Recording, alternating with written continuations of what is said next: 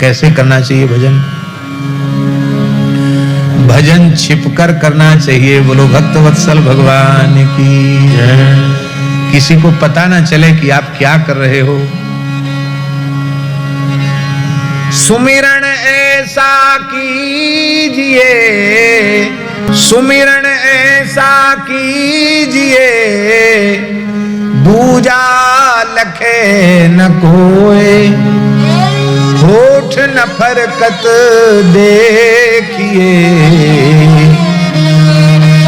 प्रेम राखिए कोई। जो तेरे घट प्रेम है, तो कही कही काही जनाओ, अंतर्यामी जानी है, अंतर्गत को भाव। दुनिया को दिखाने से कोई प्रयोजन नहीं है। भजन छिपकर करना चाहिए, पता ही नहीं चले कि आप क्या करते हो। धन तब तक सुरक्षित है जब तक उस धन की किसी को जानकारी नहीं है, और जानकारी होने के बाद बाहर के चोर तो पीछे लगे, है सके बुद्धि बिगड़ जाए तो घरवाली चुरा के धर ले कोई चीज, धीरे से इधर बचा के रख ले। हो सकता है पुत्र ही कुछ इधर उधर करके रख ले। चोरों से भी तो पीछे होता है।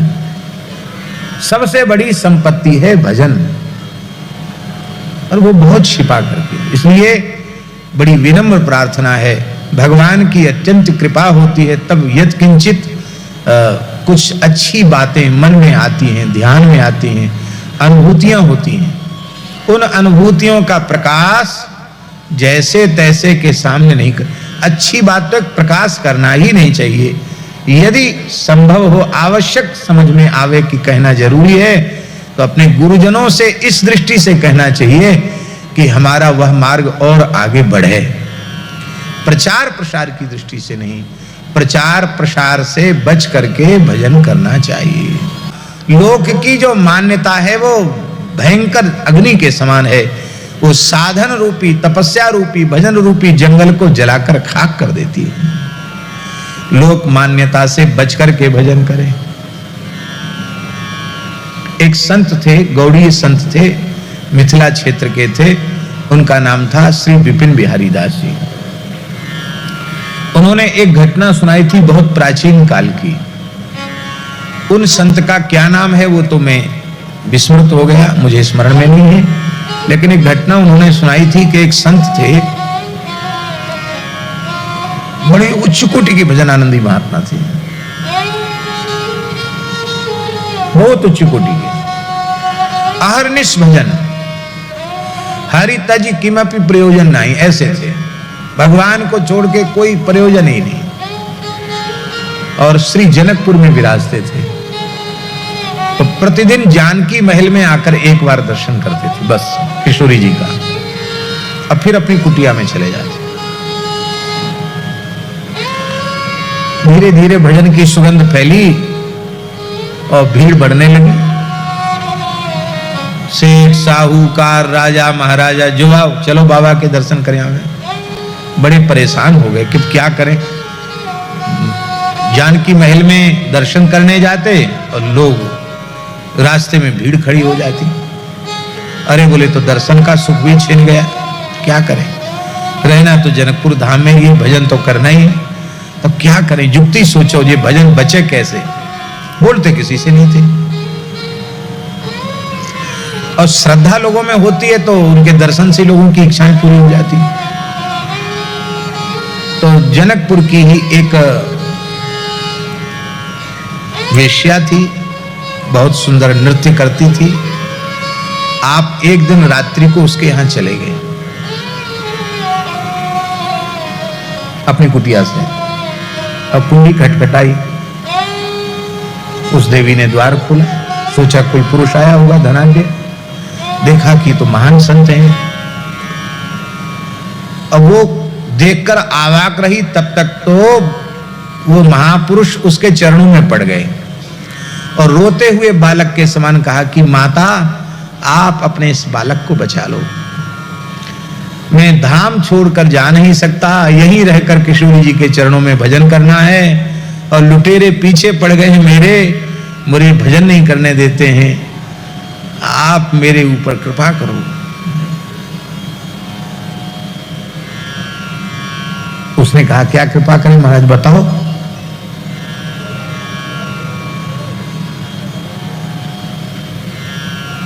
तो उन्होंने कहा कि बस कृपा यही करो कि तुम्हारा घर तो बहुत बड़ा है, बगीचे में ये कुटिया है, उसी में हम रह जाएंगे और दर्शन करने जाएंगे हम, और हमको एक नई वेशभूषा हमको दे दो। बोला बिल्कुल ठीक है, हमारे बारे में किसी से कुछ बोलना नहीं, बस हमारा आपका इतना ही संवाद बहुत है, अब ना हमें तुमसे लेना देना और ना अब तुमको हमसे कुछ लेना देना, बस हम पड़े रहें कोने में, हमको भजन करने देना। बोला ठीक है। तो नाई को बुला करके उन्होंने ये दाढ़ी कटा दी, बढ़िया सुंदर ऐसे गुच्छादार मूंछ रख ली और बढ़िया पाग बांध के और बढ़िया रेशमी कुर्ता घुटने तक का और चूड़ीदार पैजामा और एक छड़ी चांदी की मूठ जड़ी हुई बढ़िया छड़ी लेके अब गए। अच्छी बातें प्रसिद्ध नहीं होती, ये बातें बहुत जल्दी प्रसिद्ध होती। अरे बाबा कहाँ गया, अरे बाबा तो वहां चला गया।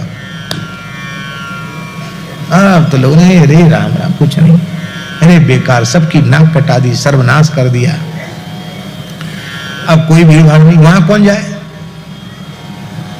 उसने भी लोगों का संपर्क सर्वथा त्याग दिया, उसे अब क्या जरूरत थी, उसको तो महानिधि मिल गई थी और वे नित्य प्रति 24 घंटे में अपने नियम के अनुसार जानकी महल में जाकर भगवान का दर्शन करते, एक कोने में खड़े होकर घंटों तक उनके प्रेमाश्रु बहते रहते, श्री ठाकुर जी का दर्शन करते फिर चले जाते।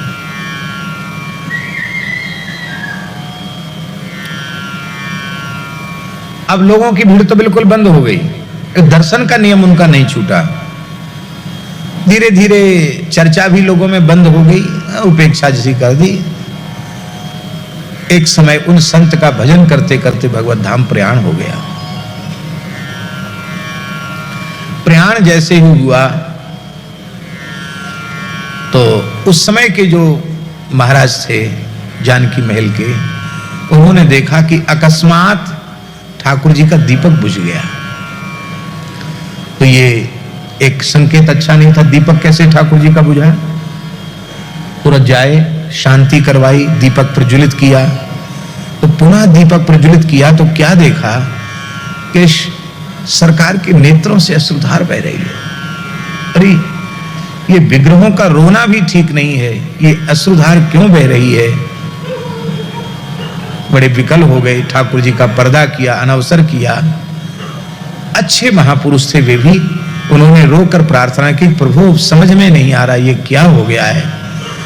तो ठाकुर जी ने, श्री जी ने रोते हुए कहा कि एक मेरा प्राण प्यारा भक्त मेरे नित्य धाम में, नित्य महल में प्रविष्ट हो गया, पर ऐसा अब संत जिसने भजन को ही अपनी पूंजी माना हो, भजन को ही जीवन का सर्वस्व माना हो, अब तक ऐसा ना हुआ, ना आगे ऐसा दूसरा होने वाला है। तो अब उन संत का रोज हमें दर्शन नहीं होगा, उनके वियोग में हम रो रहे हैं और मानो संत रूपी दीपक ही अब बुझ गया। तो फिर महंत जी महाराज ने उनका संस्कार किया। ओ गाजे बाजे से सारा जनकपुर एकत्रित हो गया। अरे ऐसे संत तो पहले जो लुप्त हो गए थे, मरने के बाद फिर से प्रकाश उनका हुआ और उनका उत्सव मनाया गया। रात्रि का समय बहुत अमूल्य होता है। उस रात्रि के संपूर्ण समय की चोरी निद्रा देवी कर लेती है। निद्रा के द्वारा रात्रि के काल की चोरी कर ली जाती है। सोते सोते रात व्यतीत हो जाती है और लोग क्या कहते हैं, रात्रि को 9-10 बजे सो गए और सवेरे 6-7 बजे उठे और फिर कहते अरे आज तो बहुत जल्दी सवेरा हो गया। अरे भले आदमी, सवेरा जल्दी हो गया। रात के समय पर रात हुई, सवेरे के समय पर सवेरा हुआ। 1 मिनट घटती बढ़ती नहीं है काल की सीमा। तुम इतने प्रमादी हो चुके हो कि 7-8 घंटे तक मुर्दे के जैसे बिस्तर पर पड़े रहने पर भी तुम्हारा आलस्य, प्रमाद, तंद्रा दूर नहीं हुई, और तुम कहते हो कि आज तो बहुत जल्दी सवेरा हो गया।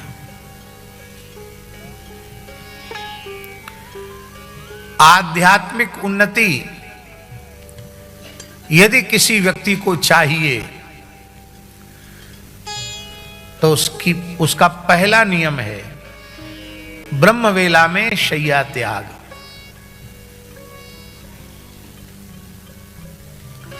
आध्यात्मिक उन्नति चाहिए तो कम से कम 4 बजे तो हर हालत में बिस्तर छोड़ दो, आसन छोड़ दो, स्नान आदि में चले जाओ। और आगे सुनो,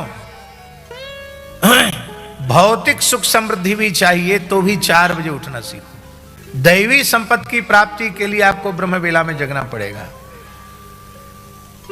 आप लोग कहेंगे कि हमने तो दिन चढ़े तक सोने वाले, 9-10 बजे तक सोने वाले लोग भी धनी मानी देखे हैं। वो धनी मानी है अवश्य, इसमें कोई संदेह नहीं है, पर वे आसुरी संपत्ति वाले हैं। क्या आप भी आसुरी संपत्ति वाले बनना चाहते हैं? इसलिए मनुष्य अपने जीवन में यदि अभ्युदय चाहता हो, उन्नति चाहता हो,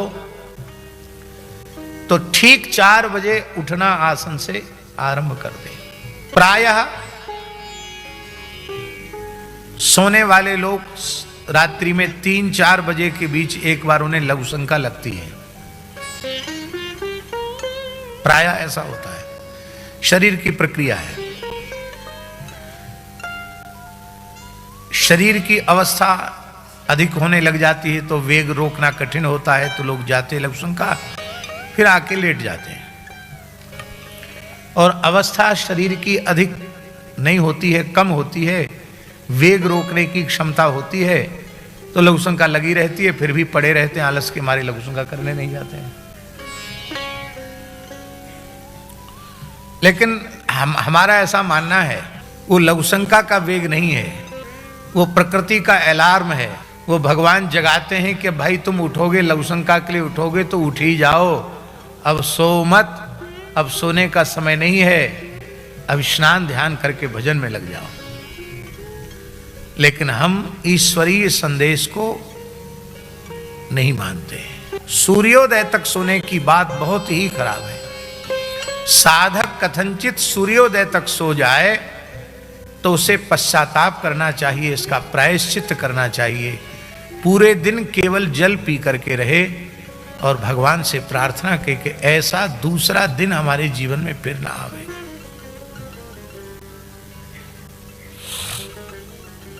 पहले हमारा कुछ समय तक ऐसा नियम था, हमारे निकट वालों में यदि कोई सूर्योदय तक सो गया तो हम उसके कारण भी दिन भर जल पर रहते थे। हमारे पास 5-7 जो लोग रहते हैं उनमें कोई एक व्यक्ति सूर्योदय तक सो गया तो उसके प्रति तो हम कठोरता नहीं करते थे, अपने प्रति कठोरता करते थे। पूरे दिन केवल जल पर रहते थे। इस नियम को पूज्य